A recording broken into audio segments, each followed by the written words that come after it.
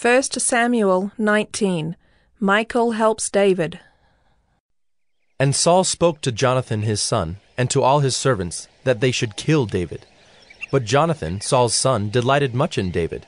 And Jonathan told David, Saul my father seeks to kill you. Therefore be on your guard in the morning. Stay in a secret place and hide yourself. And I will go out and stand beside my father in the field where you are. And I will speak to my father about you. And if I learn anything, I will tell you. And Jonathan spoke well of David to Saul his father, and said to him, Let not the king sin against his servant David, because he has not sinned against you, and because his deeds have brought good to you. For he took his life in his hand, and he struck down the Philistine, and the Lord worked a great salvation for all Israel. You saw it, and rejoiced. Why then will you sin against innocent blood by killing David without cause? And Saul listened to the voice of Jonathan. Saul swore, As the Lord lives, he shall not be put to death. And Jonathan called David, and Jonathan reported to him all these things. And Jonathan brought David to Saul, and he was in his presence as before. And there was war again. And David went out and fought with the Philistines, and struck them with a great blow, so that they fled before him.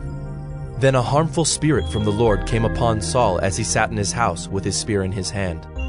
And David was playing the lyre.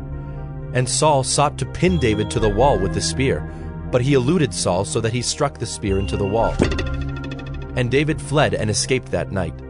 Saul sent messengers to David's house to watch him, that he might kill him in the morning. But Michal, David's wife, told him, If you do not escape with your life tonight, tomorrow you will be killed. So Michal let David down through the window, and he fled away and escaped. Michal took an image and laid it on the bed, and put a pillow of goat's hair at its head, and covered it with the clothes. And when Saul sent messengers to take David, she said, He is sick. Then Saul sent the messengers to see David, saying, Bring him up to me in the bed, that I may kill him.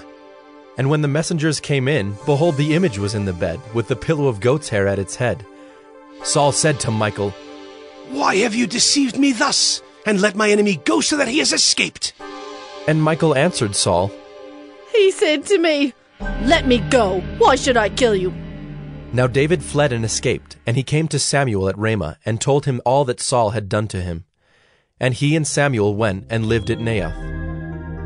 And it was told Saul, Behold, David is at Naioth in Ramah.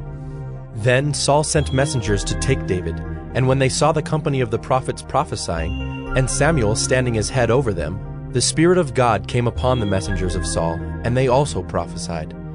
When it was told Saul, he sent other messengers, and they also prophesied.